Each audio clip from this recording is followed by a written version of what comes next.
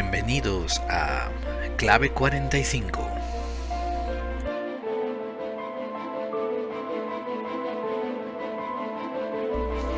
Buenos días, buenas tardes, buenas noches, ya que me están oyendo en diferido, y esto es Clave 45.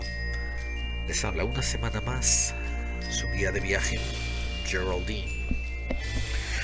Hoy vamos a hacer este gran programa complementario al programa número 7 de las creencias religiosas en el misterio, y donde vamos a tocar temas de visiones, de ovnis, de apariciones fantasmales, cosas muy inexplicables, pero que tienen una pátina esotérica, tienen un atavismo, un dejo de algo mistérico, ancestral y semi olvidado. Hoy vamos a hablar de demonios y más aún de daimones. Pues sí, amigos, esto aquí en Clave 45 los programas todos están livianamente conectados, porque a final de cuentas nosotros creemos que el misterio está conectado. En programas futuros vamos a enlazar temas de esoterismo con demonología también y daimonología. Si no han oído antes ese término daimones, pues estén atentos, porque va a ser una apertura de ojos que les va a dejar con el cerebro dado la vuelta. Esto también va a servir como base para en el futuro a hacer un monográfico sobre, por ejemplo, la parte más ignota, la parte más ignorada sobre el rey Salomón, el famoso rey judío que la leyenda cuenta que era sabio como ningún otro. Pero, por ejemplo, ¿sabían ustedes que hay alguna publicación, algún libro que asegura que usó demonios capturados por su propia hechicería para construir el famoso templo? Bien, eso será todo en futuros capítulos de Clave 45, donde las conspiraciones existen. Ahora pasamos a las vías de contacto, porque nos encanta que nos escriban, nos encanta oír de ustedes y saber sus opiniones. Hoy de hecho vamos a leer algunas hacia el final del programa. Por si acaso son nuevos a nuestros podcasts, sepan que primero damos las vías de contacto, si hay alguna noticia la damos a continuación, y después nos centramos en una sección llamada Buscando Claves, donde nos hacemos más o menos un monográfico sobre un tema en especial y entramos en profundidad sobre él. Y por último, leemos los correos de los oyentes y hacemos una corta despedida citando alguna fuente o recomendando algún podcast de nuestros compañeros de oficio, porque hay muchísimos podcasts buenos allá afuera. Bien, las vías de contacto para que nos dejen saber sus opiniones es en el email, es laclave45@mail.com. Repito, laclave45@mail.com. También tenemos una web, laclave45.wordpress.com. Estamos en Google Plus. Nos pueden encontrar por podclave45@gmail.com y en Twitter en @laclave45. También tenemos página de Facebook. Búsquenos por laclave45. Y bien, dadas las vías de contacto, sacado eso del medio, continuamos con nuestra travesía.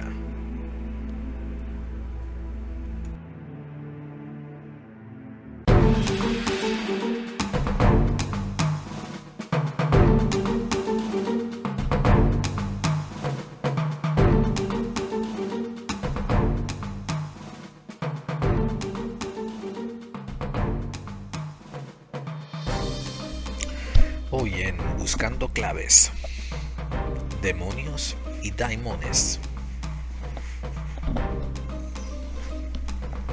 Quienes siguen programas de misterio, bien ya sean podcasts, radio, televisión, etc., tarde o temprano se encuentran con casos de posesiones demoníacas.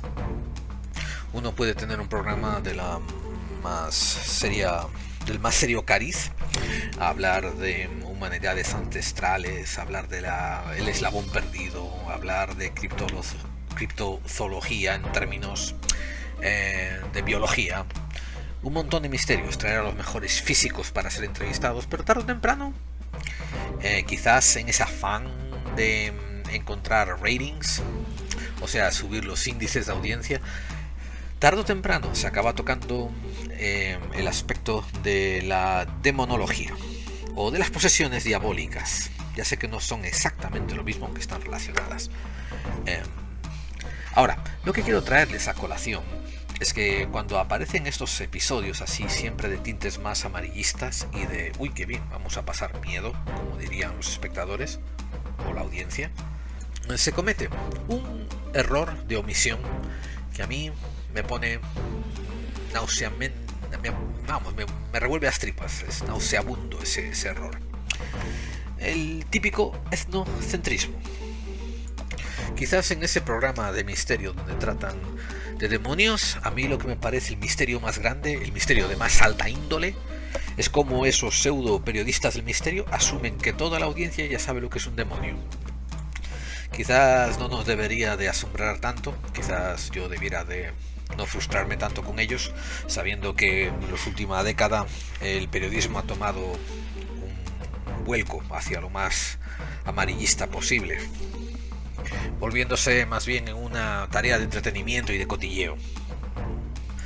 Vamos, eso de asumir que todo el mundo sabe lo que es un demonio quizás sea algo comprensible en ámbitos más o menos homogéneos culturalmente, como la España Cañillolé, el reino de Españistán, donde todo quisque va a misa los domingos y después al salir ponen a parir a los vecinos. Vamos, todos católicos y todos buenos. Eso sí, si alguien no marca el paso igual, lo miramos raro, hereje de turno.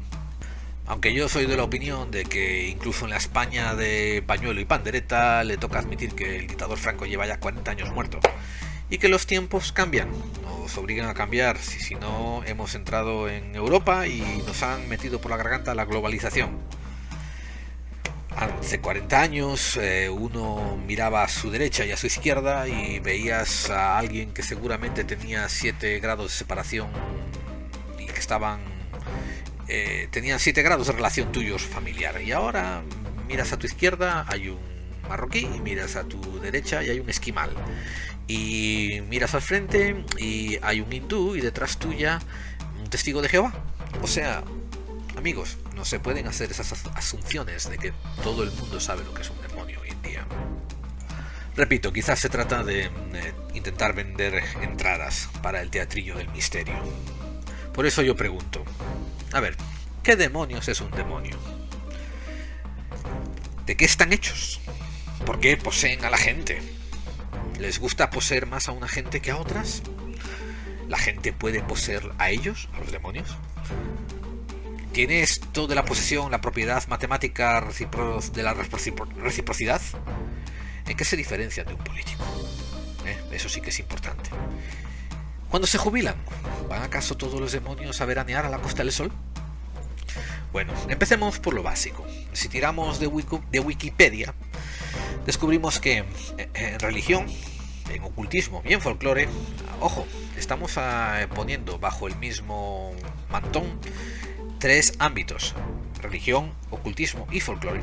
Un demonio, o daemon griego, es un ser sobrenatural, descrito como algo que no es bueno, que no es humano, y que usualmente resulta malévolo. Iba a decir que si nos quedamos con eso de la Wikipedia, pues íbamos mal servidos, pero incluso la Wikipedia tiene la decencia de añadir lo siguiente. Sin embargo, la palabra griega original de daemon, de donde viene demonio, esa palabra es neutral y no contiene una connotación necesariamente negativa en sus inicios para los antiguos griegos. Bien, lo que sigue después en la Wikipedia, si se saltan un par de párrafos, es que quieren clarificar lo siguiente, que en las religiones del Oriente cercano, así como en las derivadas de las tradiciones abrahámicas de Abraham, incluyendo la demonología medieval cristiana, un demonio es considerado un espíritu impuro.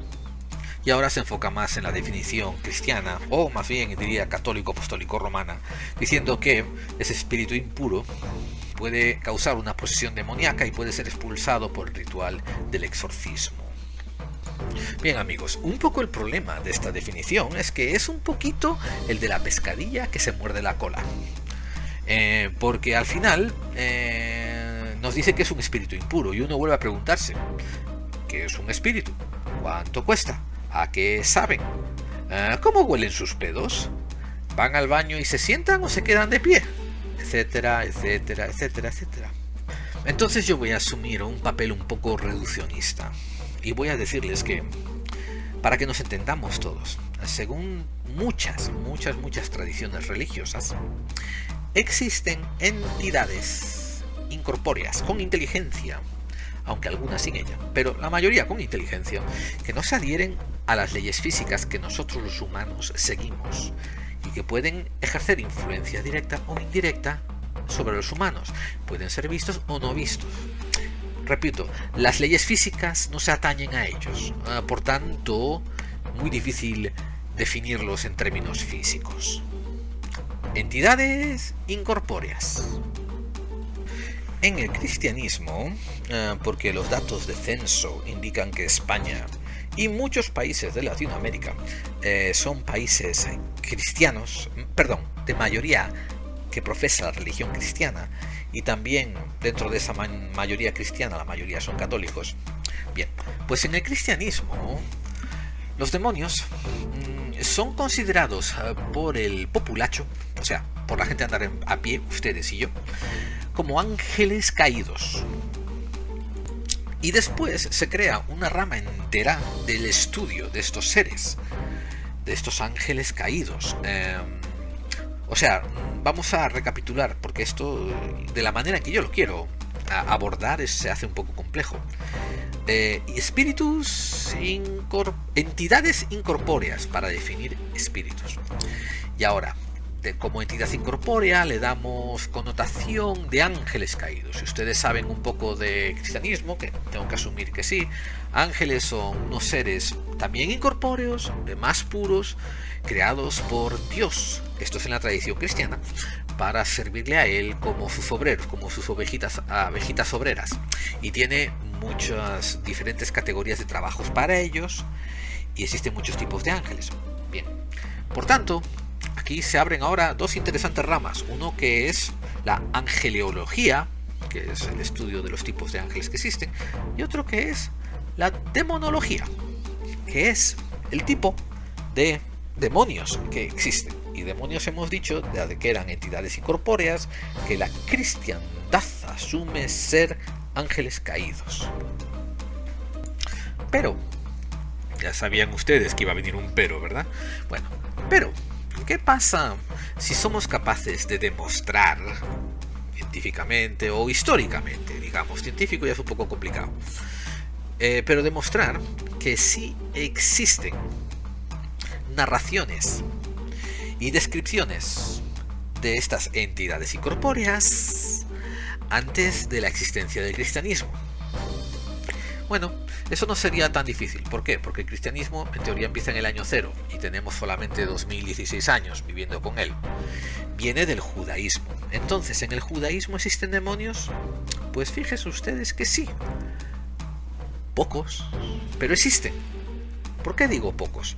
Porque los libros del Antiguo Testamento, que son parte del Torá, apenas, en su inmensidad de miles de páginas, apenas tocan el tema o de ángeles caídos o de entidades incorpóreas que hacen el mal. Digo apenas. Apenas es un término proporcional. Quiero decir, quizás digan ustedes que el Antiguo Testamento tiene 15.000 páginas y a lo mejor nos encontramos con 5 que tocan el tema de que alguna mención o algún ángel malo, alguna entidad malévola, incorpórea, etc. Pero ¿cuánto tiempo también tienen los libros del Antiguo Testamento? Pues la Biblia, depende a quien ustedes le pregunten, el Antiguo Testamento fue escrita hace 3.500 años o 4.000 años, depende a quien ustedes le pregunten. Y podemos encontrar referencias a entidades incorpóreas anteriores a eso.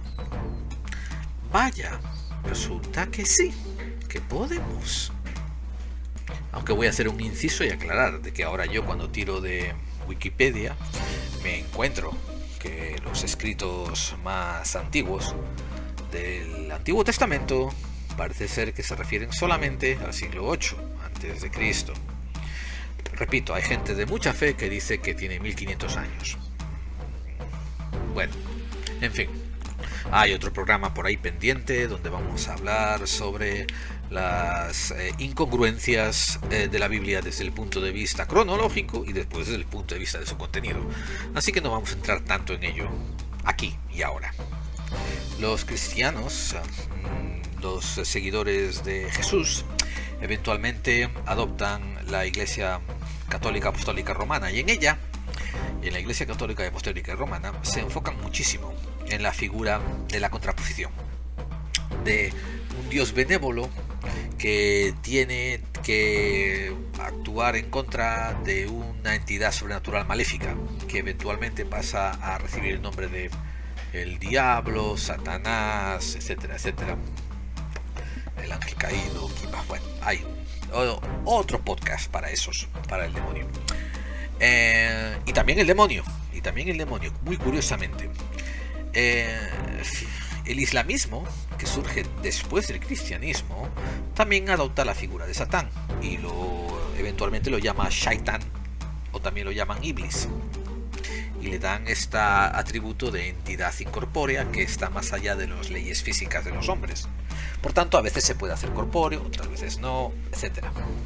Una clave que me gustaría que ustedes empezasen a dilucidar de todos estos comentarios es la siguiente. En la mayor parte de las religiones mayoritarias que existen hoy en día está el asunto de la contraposición, de la batalla cósmica, del bien contra el mal. Y sí tenemos claro por lo general quiénes son Dios, pero no se nos aclara muy bien quién es el adversario. En la Biblia, ese adversario es Satán. Satán en sí, el vocablo se traduce por adversario. Otro punto que los voy a dejar a ustedes bastante rascándose la cabeza es que en todo el libro del Génesis, donde se narra la creación según el punto de vista católico, según el punto de vista judeo-cristiano, no se menciona ni la creación ni la caída de Satán. Por el contrario, tienes que recurrir a los libros de Ezequiel 28 concretamente, y Isaías 14. Los escribí para que ustedes, si quieren mirarlo, los encuentren, para encontrar unos pequeños versos que le dan a usted una pista sobre por dónde empezar a mirar la figura de este adversario. Se pueden leer en él párrafos donde dicen que este Satán, o este ángel, o este ser, había sido creado por Dios y que él aspiraba a tener un trono más alto que las estrellas del Creador. O también otro párrafo diciendo que su propia belleza lo confundió e intoxicó, y que su propio orgullo fue su perdición.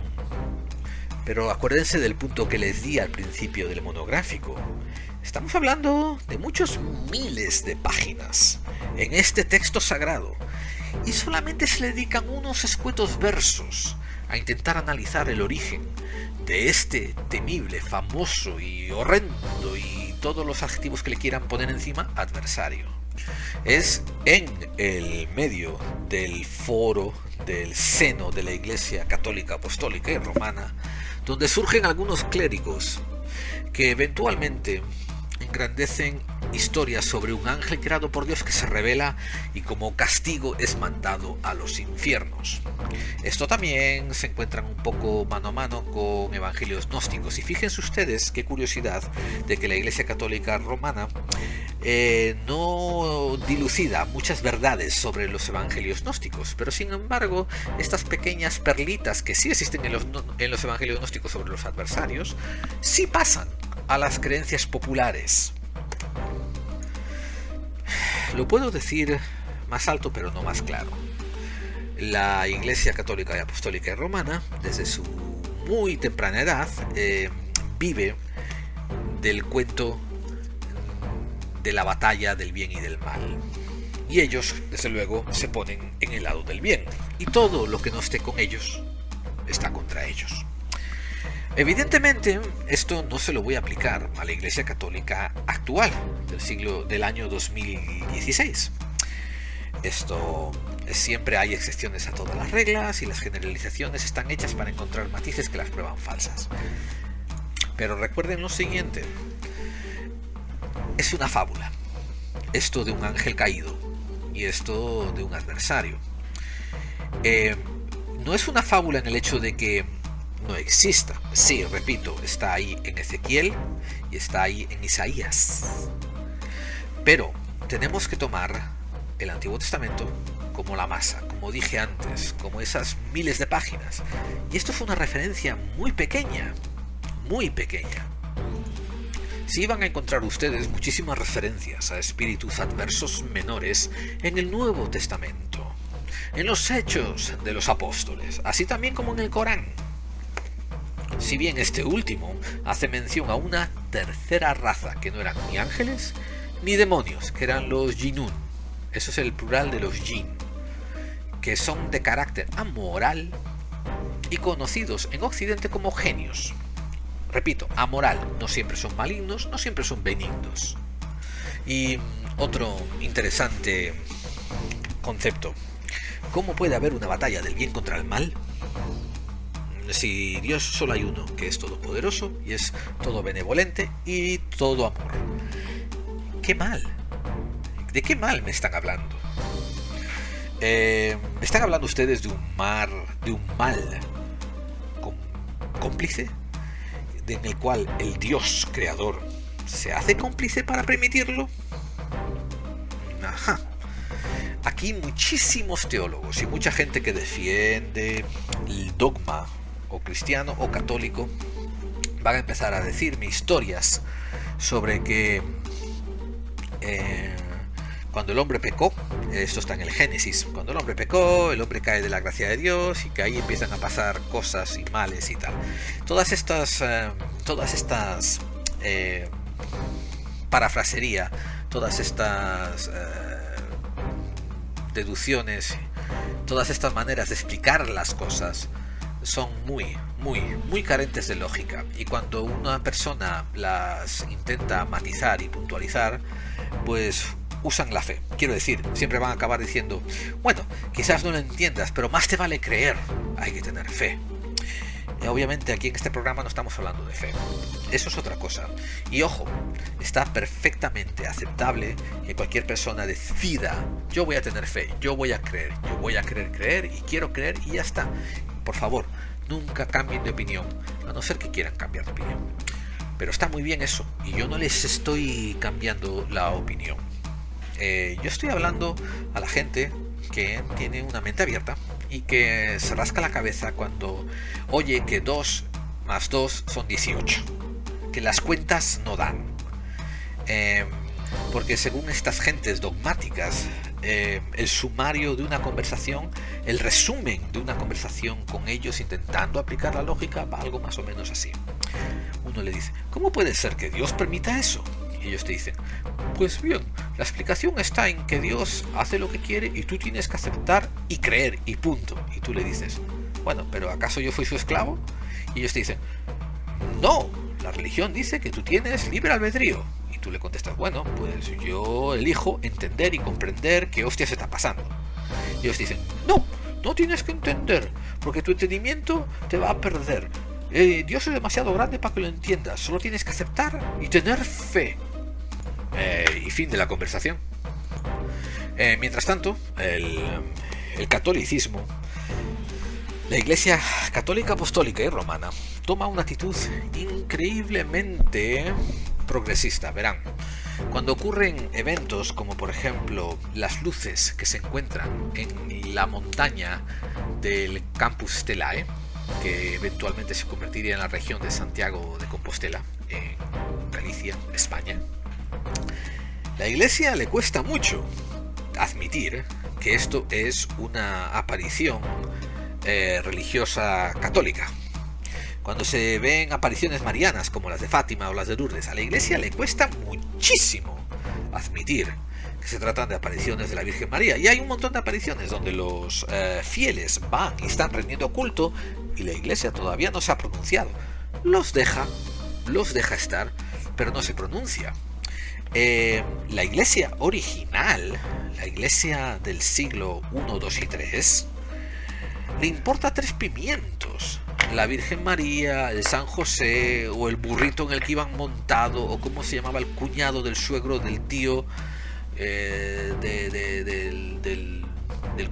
yo qué sé, del primo de San Benito. El parentesco genealógico, en el sentido de alabarlo, no les dan la mínima importancia, ni siquiera la relación directa, repito, como la de María o la de José. Es cuando ven que no pueden sobrepasar los ritos ancestrales, los cultos ancestrales, que sí hacen un poco de respeto al parentesco, a la procedencia familiar, que entonces extienden el culto a José y María, etcétera, ¿no? Pero se les va de las manos cuando en el primer milenio se empiezan a dar cultos a la Virgen María, y ellos de aquella no lo aceptan. El culto a la Virgen María tarda muchísimo tiempo en ser aceptado por la Iglesia, y tal es que hasta hoy en día son muy reticentes en aceptarlo, porque en teoría, y la Virgen María, el único propósito que tiene es estar sin tener sexo con un hombre para que sea virgen y después nazca la simiente de Dios de ahí, de una recipiente virgen, y ahí se acabó.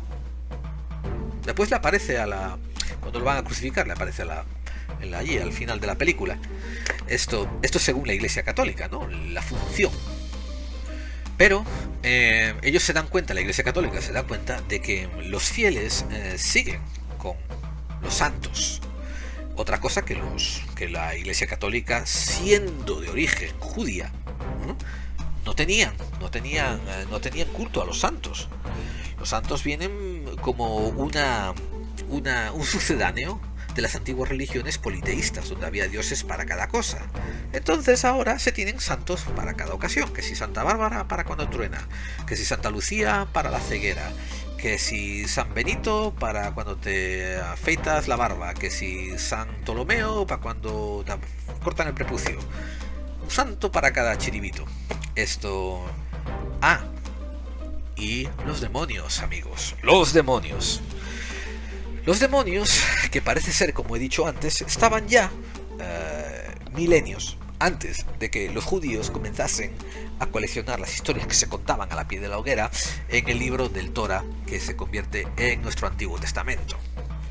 Los demonios, que en la mitología griega son conocidos como daimones. Y aquí volvemos a rizar el rizo, y quiero decir, un poco de volver al principio, a la parte de la Wikipedia que dije yo, mira tú, son un poco más listos de lo que uno cree. Los daimones aparecen ya en el año 3000 a.C. Hay escritos que les hacen referencia. Algunos opinan que incluso 4000, pero bueno, se está comprobado que 3000 antes de Cristo, lo cual lo sumas a los 2000 que llevamos después de Cristo, y eso lo hace 5000 años ya en la antigüedad.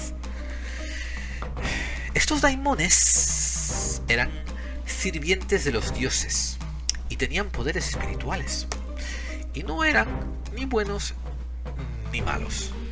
Eso sí, a veces hacían el bien, a veces hacían el mal, y había una minoría que tenían más inclinación a hacer el bien que el mal, y otra minoría que tenían más inclinación a hacer el mal más que el bien. Pero no había ninguna que era completamente mala, ni ninguna que era completamente buena. Podemos incluso argumentar que algunos escritores de la antigüedad veían algunos daimones como posiblemente malos, porque se enfocaban en alguna perrada que le habían hecho y que sobrepasaba cualquier otra cosa buena que hubieran hecho. Tenemos que esperar hasta casi el año 800 a.C., cuando Hesíodo y también Platón usarían los conceptos de daimones como sinónimos de deidades, de dioses.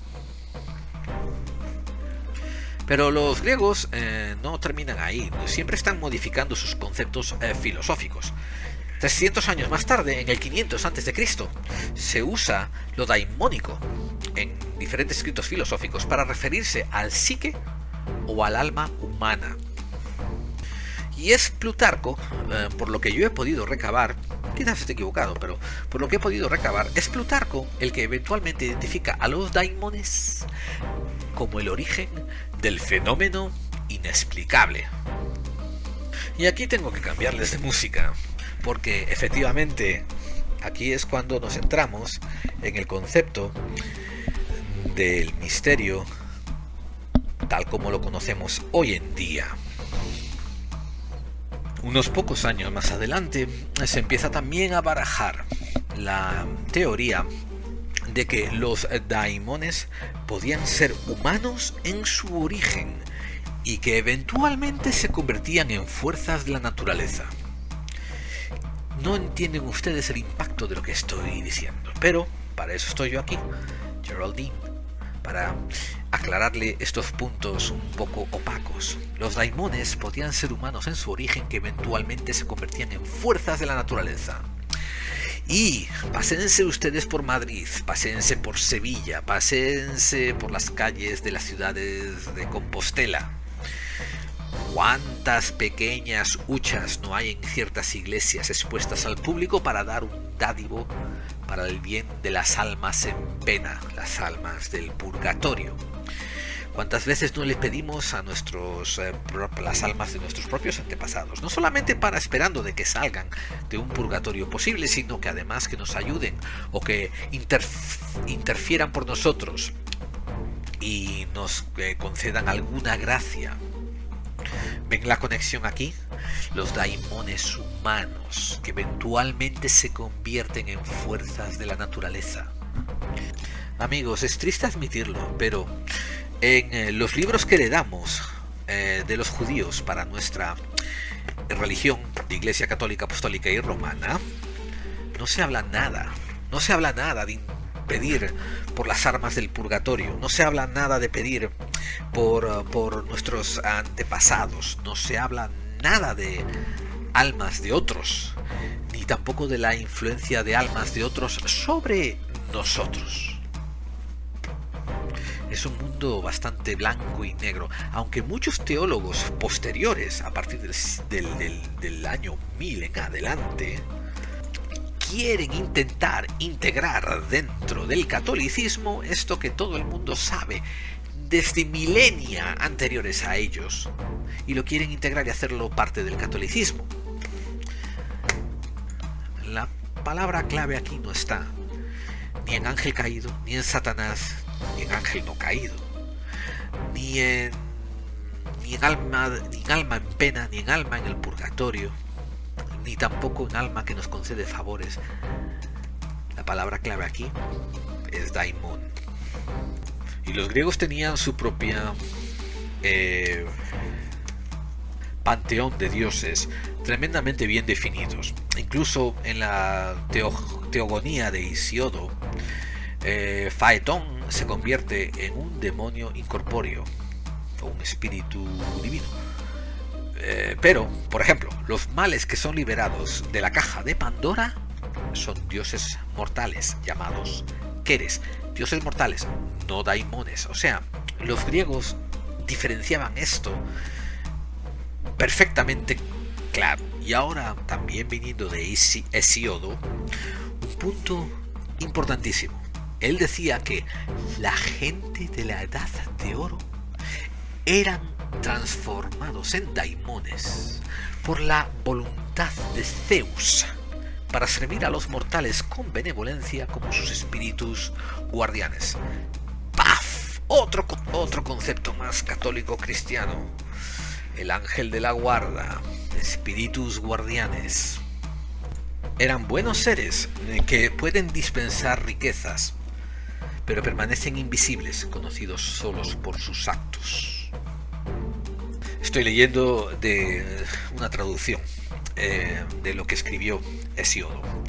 También dice que el demonio de los héroes venerados, el daimón de los héroes venerados, era mantenido en un mismo lugar por la construcción de santuarios a fin de que no tuviese que vagar sin descanso, y se creía que eran capaces de conferir protección y buena fortuna en los que hacían ofrendas en ese lugar santificado.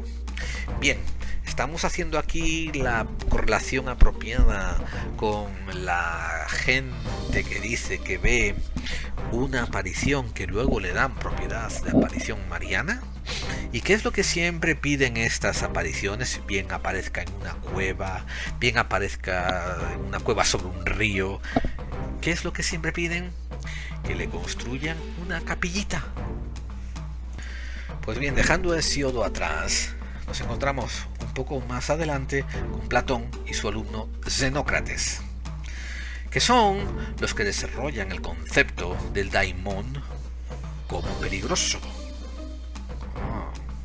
Amigos, Platón, el gran adorado por la cultura cristiana y después católica.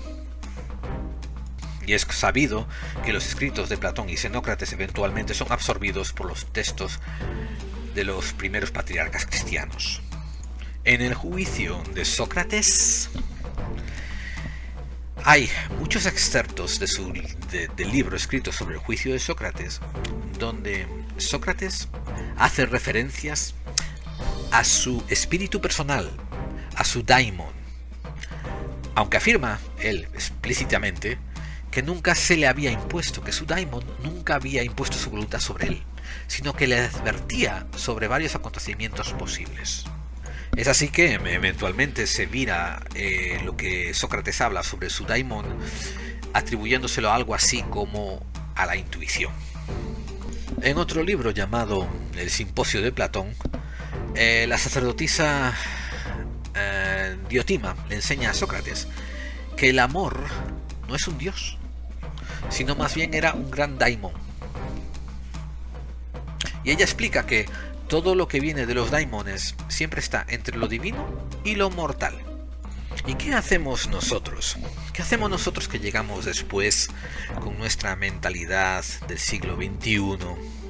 Con nuestros iPads, nuestros Androids, nuestros iPhones, nuestros tablets, nuestros laptops, en fin. ¿Qué hacemos nosotros, sujetos a la tecnología, tan adheridos a...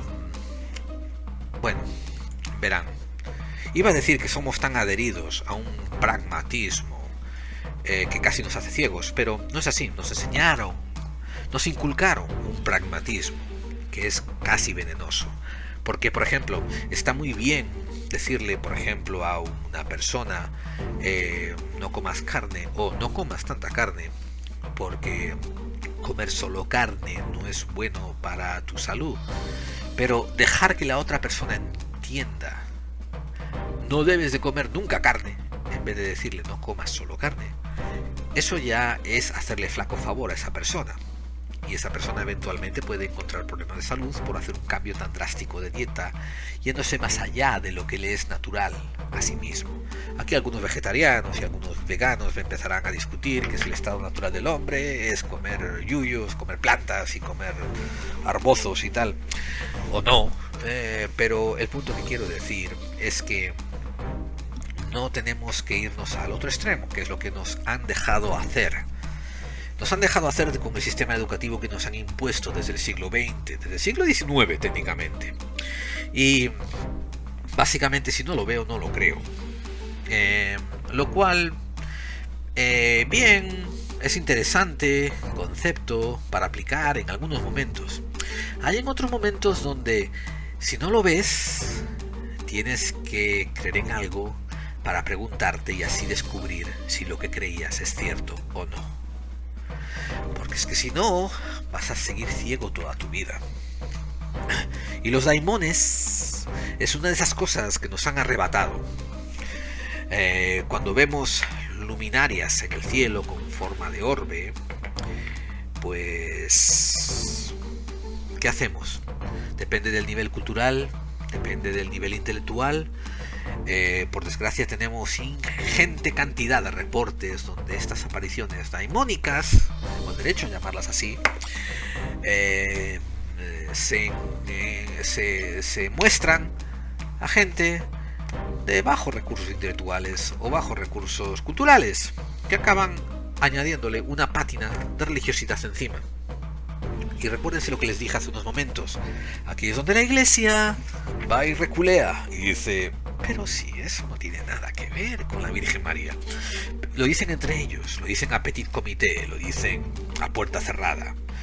A los fieles le dice: estamos investigando. Y cuando ven que hay suficientes cantidad de fieles y que no se van, no se dispersan, está bien, montemos una capilla, que así de todas formas ganamos diezmo. En el fondo no es tampoco tan mala idea, porque el daimon recibe un santuario y recibe oraciones de gente, aunque no estén dirigidas al daimon directamente, y la iglesia recibe un montón de fieles y recibe también aguinaldos y pecunio y donaciones. ¿Quiénes aquí son los únicos perjudicados? Yo argumentaría que los únicos perjudicados son las personas a las que les son negadas la verdad. Aunque alguno me querrá decir: pero qué mala hay en que crean lo que quieren creer. Pues yo lo siento, yo digo que eso, el dejar que alguien crea lo que quiere creer, aunque uno sabe que lo que quiere creer esa persona está equivocado y es erróneo, eso es definición de pecado. Eso es un verdadero mal, un pecado. Es negar la sabiduría, negar la sapiencia. Porque al final de cuentas, ustedes que si quieren argumentar cosas de la Biblia, volveremos a el Génesis, donde se dice que un tentador se acercó a la primera mujer llamada Eva y le ofreció a comer del fruto del árbol del conocimiento. Y ojo, en este trozo del Génesis no se dice ni que le mintiese, ni tampoco se dice que ese conocimiento fuese irreal. Lo único que se dice es que fue en contra de las indicaciones de aquel creador. Por tanto, si usamos la lógica, tenemos que pensar que una vez que comimos del fruto, nosotros tenemos dentro de nuestro conocimiento el conocimiento del bien y del mal, el conocimiento, todo el conocimiento. Por tanto, eso es algo que nos hemos ganado a pulso, es algo que supuestamente nos ha costado el paraíso. Por tanto, repito, tenemos que asumirlo, tenemos que decir, tenemos el conocimiento dentro y tenemos que aspirar a traerlo al consciente, adquirirlo y usarlo para nuestro propio beneficio. Mientras que otros dicen: no, no pienses, ten solo fe. Ten solo fe y no pienses en daimones, no pienses en culturas ancestrales, no pienses en conocimientos anteriores a lo que nosotros te decimos. Solo ten fe. Solo ten fe y repite lo que nosotros te pedimos que repitas.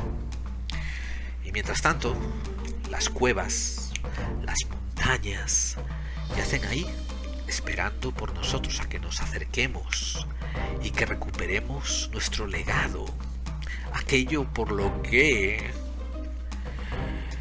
o bien una vez fuimos expulsados del paraíso, o bien aquello por lo que Prometeo fue eventualmente encadenado a una roca donde un buitre venía a devorar el hígado todos los días.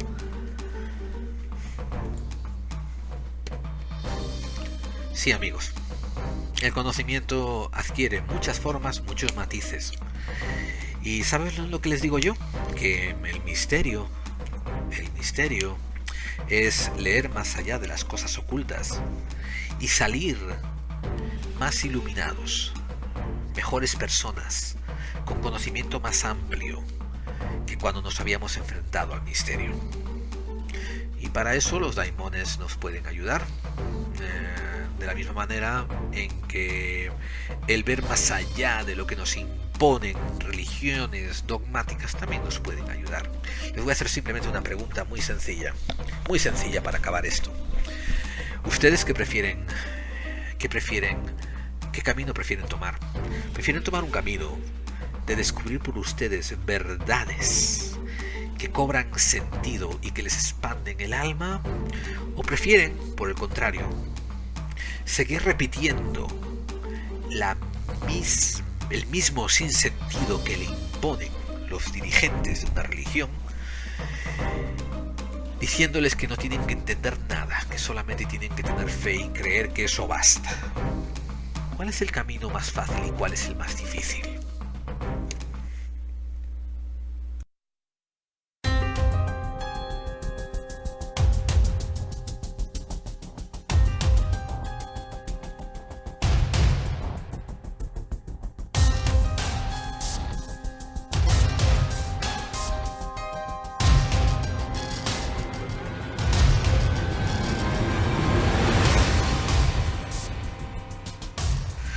Queridos amigos, oye, esa sintonía es la que nos indica que hemos llegado a la recta final del programa una vez más. Es un maravilloso tema titulado Undaunted, tocado por Kevin MacLeod. Está en la sección de Royalty Free Music y hemos pedido permiso para usarlo en nuestro programa, así como todas nuestras sintonías que oyen son todas partes del Royalty Free. Siendo este un programa que no tenía ánimos de lucro, aún así quisimos hacer un poco de promoción a autores que contribuyen también sin ánimo de lucro. Solo quería decir que muchas gracias por estar activo, por comunicarse con nosotros, por retuitear, por postear en los muros de iVoox, porque todo este contacto que nos ofrecen es muy de agradecer. Las vías de contacto, una vez más: email, la clave arroba no, todavía no, es la clave 45 arroba mail.com.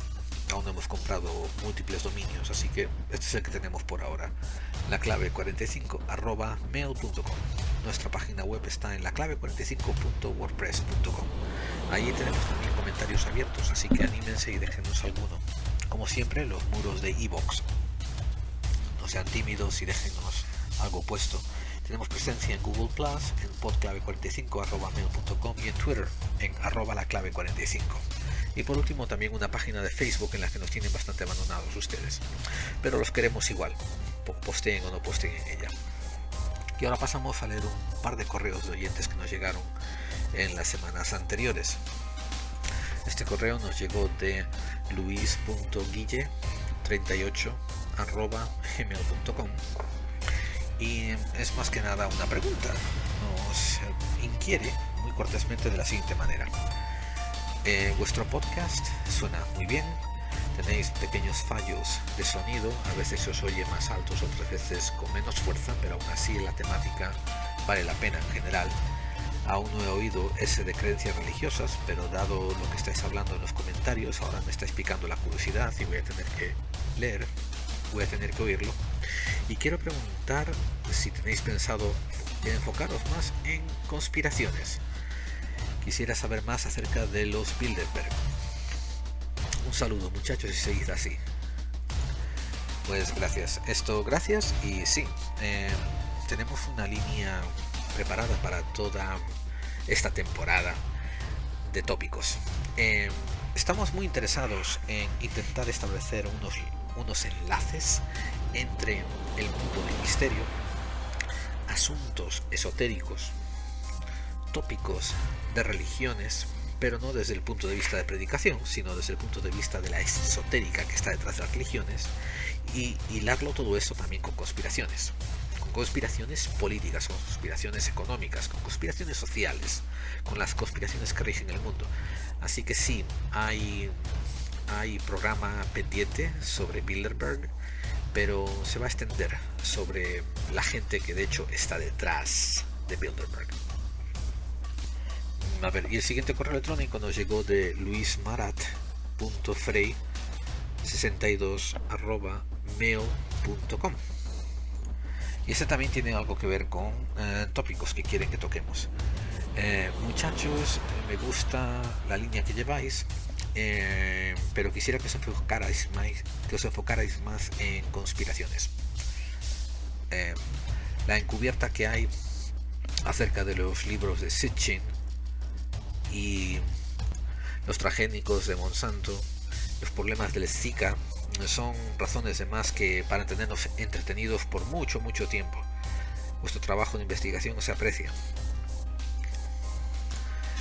Sí, o sea, es probable de que no entremos en tanto tópico en particular, pero eventualmente sí, eventualmente entraremos en algunos tipos de conspiraciones. El asunto está en que, repetimos, no nos interesa la conspiración como una fantasía o como una elucubración o como una teoría. Nos interesa la conspiración desde un punto de vista social, cómo afecta al vivir a cada día y sobre todo en cómo se pueden arreglar esos problemas producidos por conspiraciones que se escapan al control de la población.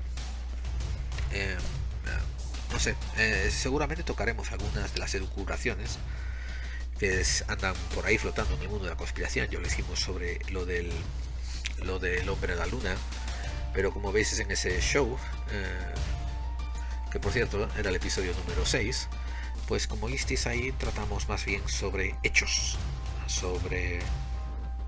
duros, puros y constatables.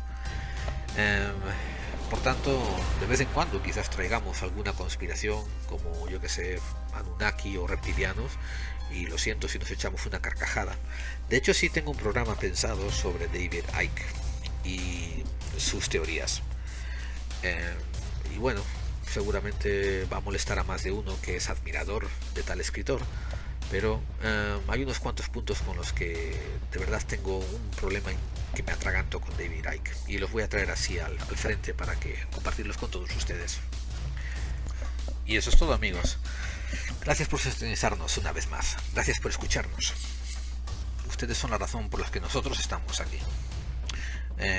Por último, vamos a dar la bienvenida a los 3 últimos miembros que se integraron al equipo: nuestra asesora de gastronomía, nuestro asesor de gastronomía, el señor Aitor Tilla, y a nuestro consultante de asuntos pedagógicos y parapsicológicos, el señor Gustavo Mito. Y también está nuestro asesor de temas políticos, el señor Armando Broca Segura.